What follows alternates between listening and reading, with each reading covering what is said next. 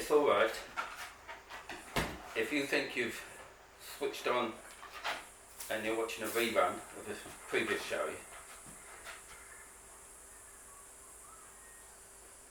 you're not. This is a new one. It's just, this always happens.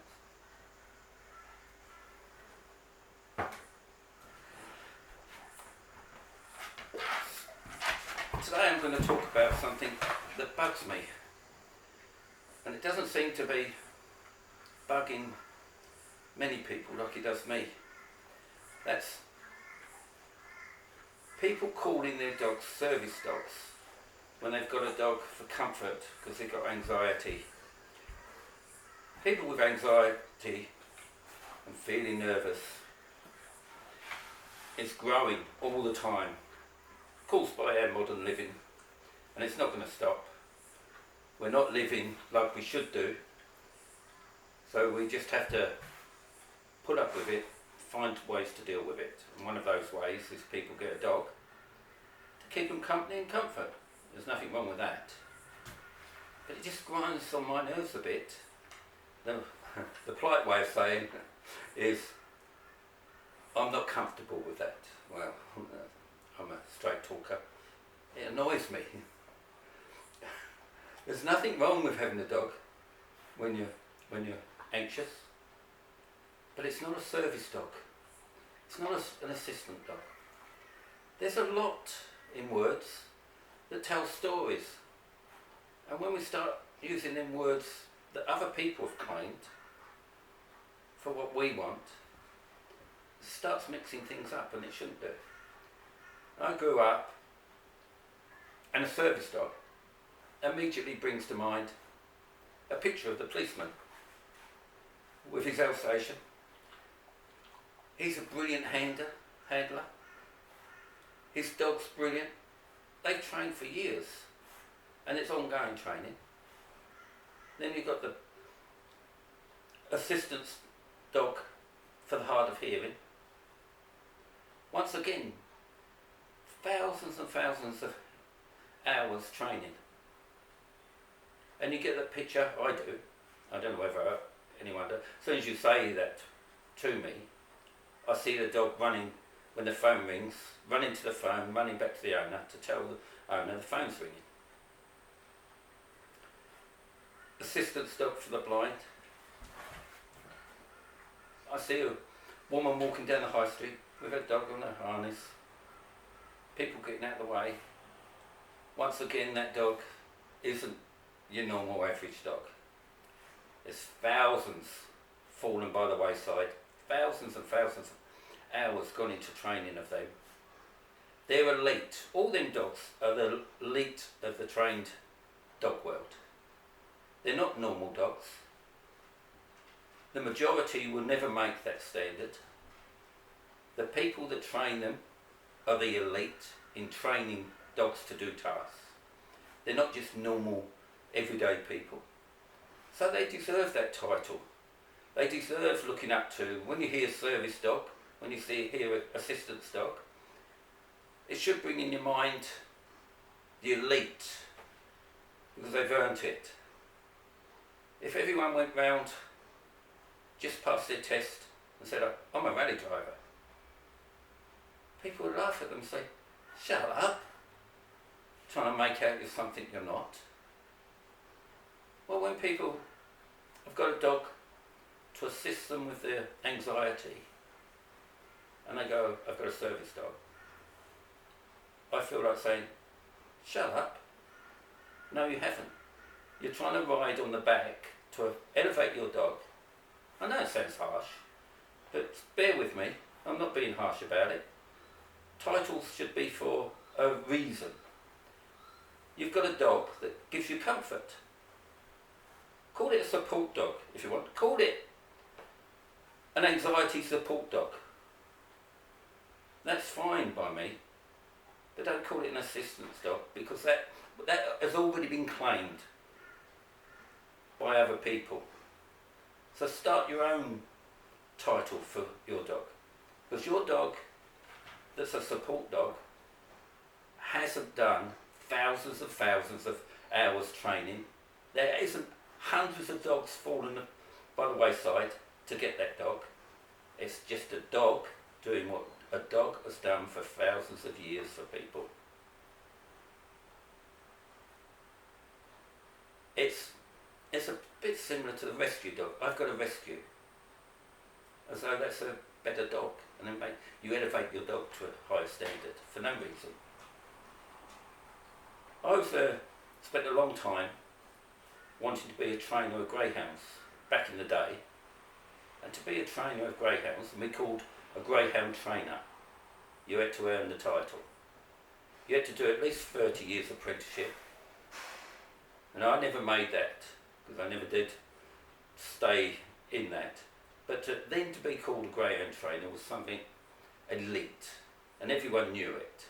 And there's nothing wrong with being that ego.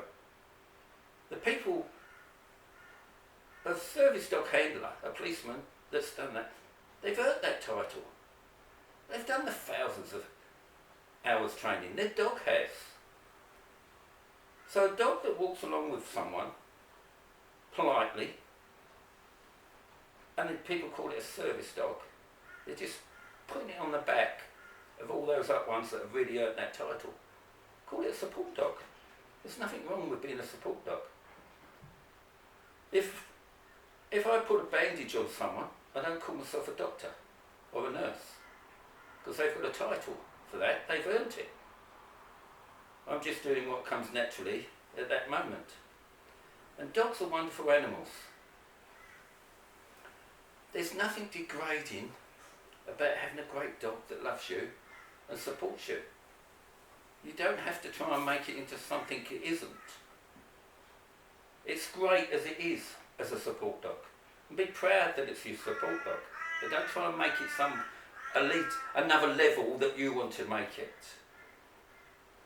Now it sounds a bit like a lecture. It's not really meant to be.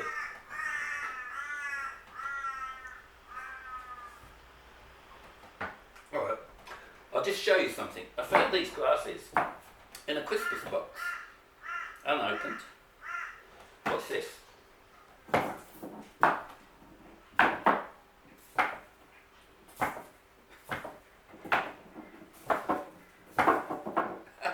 Good, isn't it? I like that.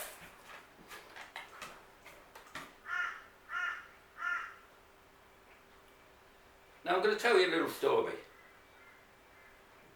to show what I mean. A long time back, I knew this old fella, and he'd kept dogs all his life. And he was married to his childhood sweetheart. They'd been together since their teens, and they loved each other. And they got old together, and he still had a small pack of dogs. And his wife died. And it's the worst time of his life. And I went over there to see him. And he started telling me about his dog. And he had one big dog there. And that dog, he said, that dog had kept him alive. All right, enough. He said, because in his darkest hours,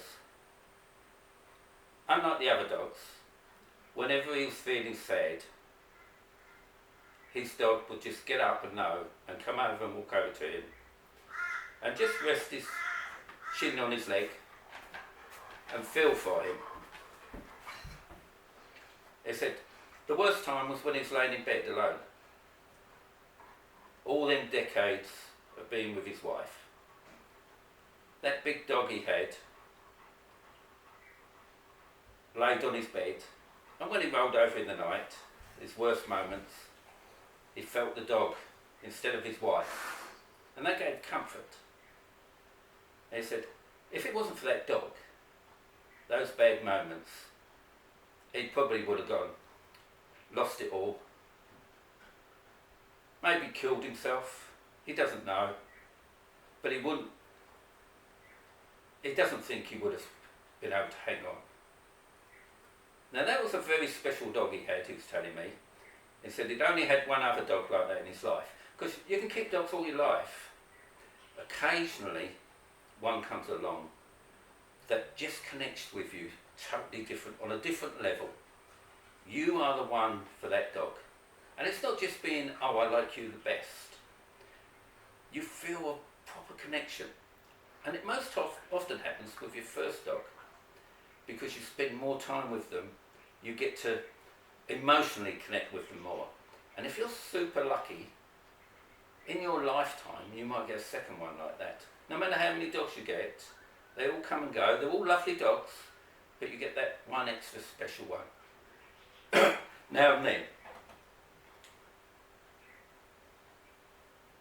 You don't need words with that dog.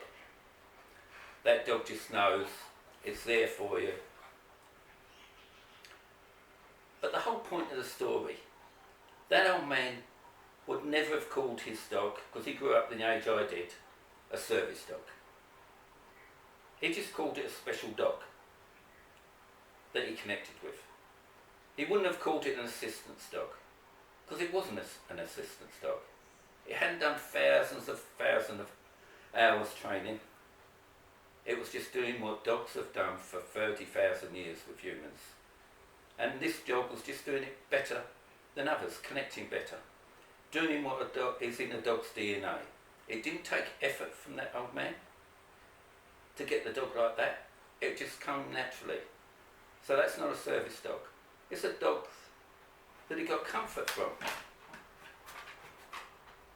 So maybe he would have called it, my dog supported me, a support dog. I'm fine with that. I just have problem with them being called service dogs or assistance dogs. Call them by something else. Now, I know I'm just a lone voice in the world, but I like to have my say. And I've got a little seed there, and I've thrown it out to you in the world, among all the other plants that it's going to get buried. And there's not much hope of it growing, to call you your comfort dogs. When you're anxious, your dog you want to take around with you and just touch and feel their strength, feel their unconditional love, feel their connection to help you with your anxieties or your sadness. Call them your support dog. And I've thrown that seed out there, and I know there's diddly's chance of that seed growing, but that doesn't mean I'm not going to try and plant it. So that's it. I just want to try and plant that seed. And I'll see you next time. So it's goodbye from me, and goodbye from Mum.